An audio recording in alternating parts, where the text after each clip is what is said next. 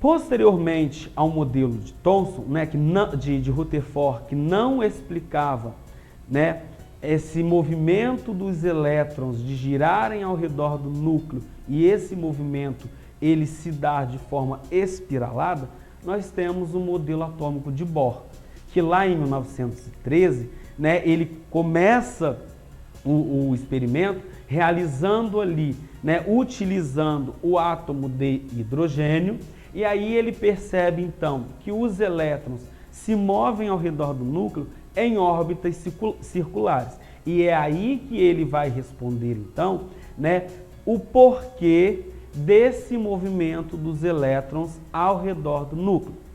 Ele traz também que as órbitas que os elétrons ocupam são finitas e cada uma possui um valor de energia associado, ou seja, são chamadas as órbitas estacionárias.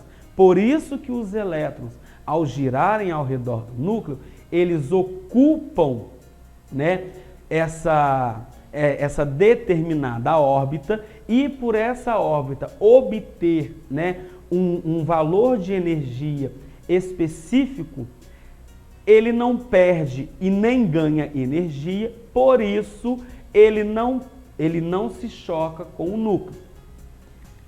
Para ocupar uma determinada órbita, nível de energia, um elétron precisa possuir o exato valor de energia daquele nível, né? Então, é o que Bohr traz para a gente quando a gente pensa, por exemplo, como que nós enxergamos as cores, por exemplo, do arco-íris, as cores dos fogos de artifício, as cores, por exemplo, das lâmpadas que nós temos nas nossas casas.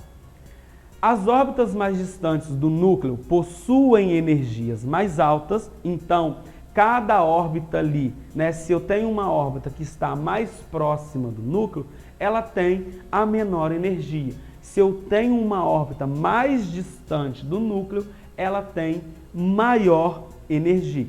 E aí tem um exemplo aqui para a gente analisar em relação a isso. O elétron, ele está numa órbita, né, mais próxima ao núcleo, e para ele saltar de uma órbita mais distante, né, ele está nessa órbita próxima ao núcleo, para ele saltar para essa que está mais afastada, ele precisa absorver energia. Então, quando a gente analisa ali, né, o exemplo, ele absorve a energia necessária para ele saltar para a órbita mais distante do núcleo, e aí, quando ele retorna para o seu estado fundamental, ou a sua órbita de origem, ele emite essa energia na forma de um fóton, na forma de uma onda eletromagnética.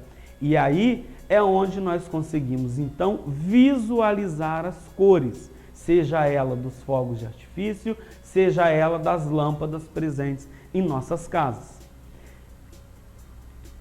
E aqui nós temos um exemplo, né, de como se dá, né, essas órbitas ao redor do núcleo. Nós temos ali a n igual a 1, que é a órbita 1 mais próxima do núcleo, que é aquela de menor energia.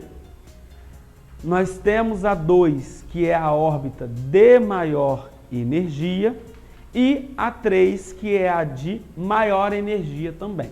Então, se eu tenho um átomo lá na órbita 1, né, e ele vai saltar para a 2, ele precisa absorver a energia necessária para saltar para a órbita 2 e depois retornar ao seu estado fundamental. E com isso, emitir essa energia na forma de onda eletromagnética, uma energia que cai dentro da região do ultravioleta visível, e aí a gente visualiza as cores.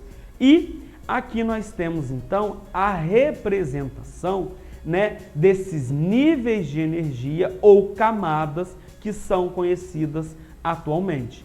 Nós temos ali então a camada K, onde é a camada ali mais próxima do núcleo, e ela comporta no máximo 2 elétrons, como a gente pode visualizar aqui no exemplo da esquerda. A camada L, que é a segunda camada, um pouquinho mais distante do núcleo, comporta no máximo 8 elétrons. A camada M, 18 elétrons. A N, 32 elétrons. A camada O, 32 também. A camada P, 18 e a camada Q com 8 elétrons no máximo. E aí a gente tem também um modelo atômico atual. O modelo atômico atual, né, então até que a gente tenha lá, né, Bohr, que vem para complementar o modelo de Rutherford, que não explicava esse movimento espiralado dos elétrons, a gente tem aqui um modelo atômico atual, né, que é o modelo de Schrödinger, lá em 1927, quando ele propõe para a gente o seguinte: cada elétron da eletrosfera é caracterizado por uma determinada quantidade de energia. Existência de subníveis energéticos, S, P, D e F, que foram determinados através de uma equação matemática, pensando, né, lá na mecânica quântica. Cada subnível possui uma forma geométrica definida e uma quantidade específica de elétrons permitidos, e os subníveis S, comportando ali no máximo 2 elétrons, o subnível P, 6 elétrons, o subnível D, 10 elétrons e o subnível F, 14 elétrons. Com esse modelo atômico atual, ele traz para a gente regiões de alta probabilidade de se encontrar o elétron. Não como foi proposto, por exemplo, por Bohr, onde ele colocava que os elétrons ocupavam camadas ou níveis de energia específicos. No modelo atual, Schrödinger, ele traz ali, através da sua equação matemática, lá na mecânica quântica, o elétron, uma alta probabilidade de se encontrar aquele elétron ali numa determinada região.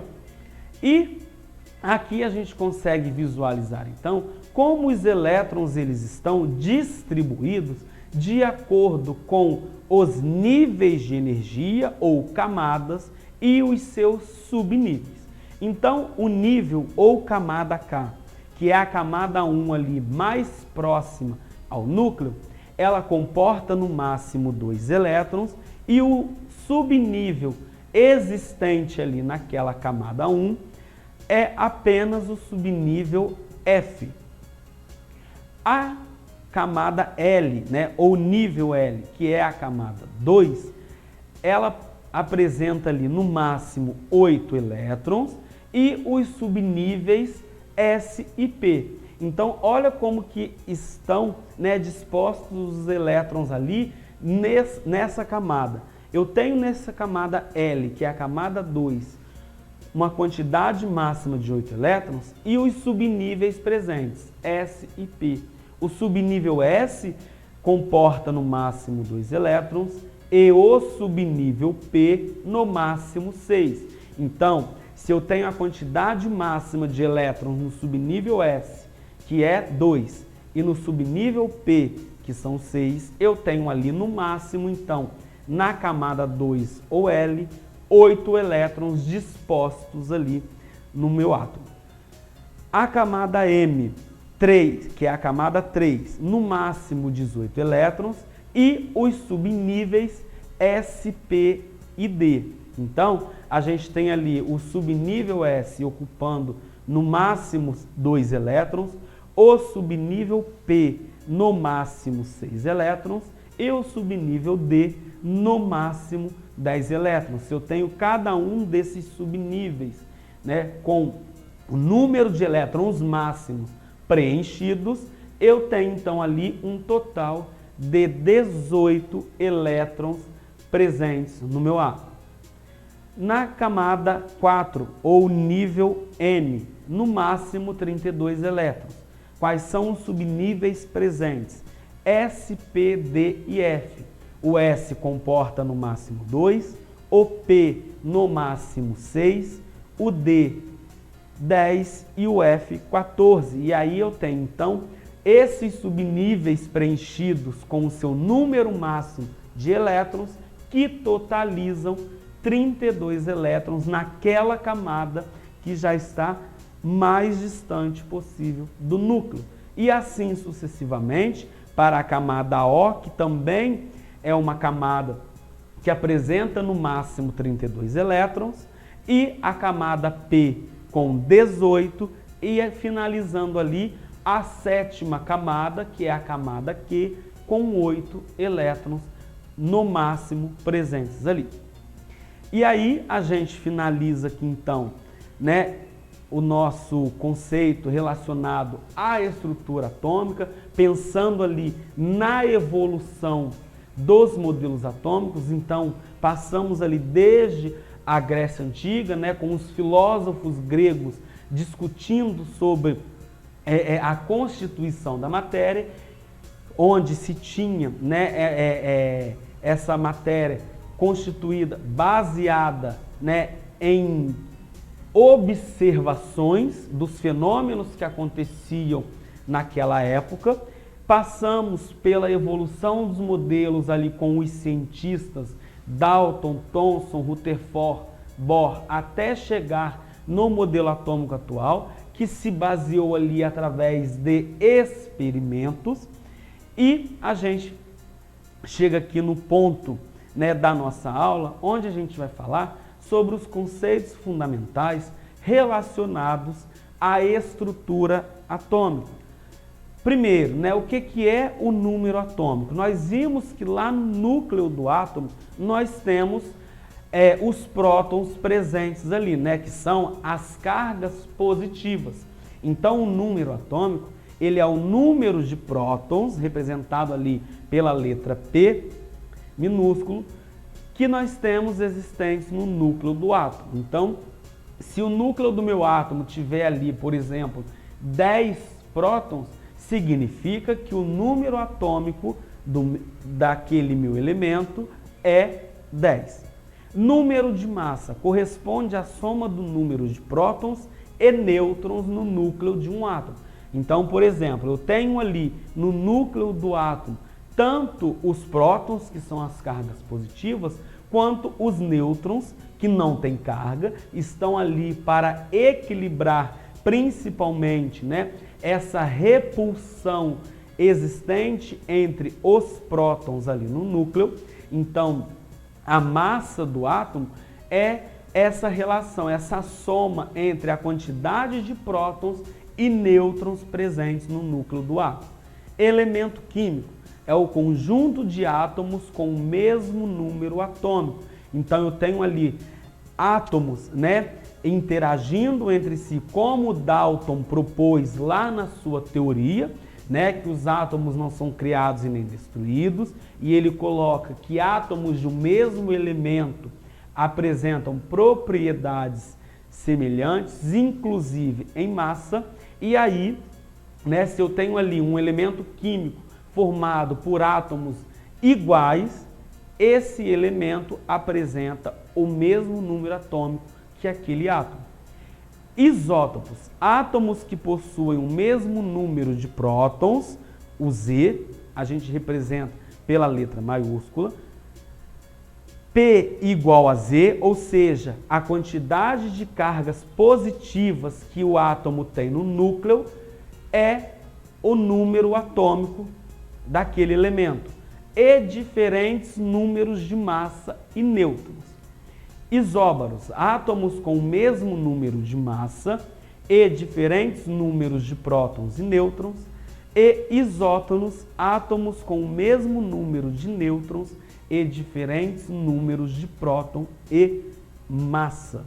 Unidos Educação agradece. Obrigado por assistir, siga nossas redes sociais. E visite o site nidos.storystudio.com.br. Até mais!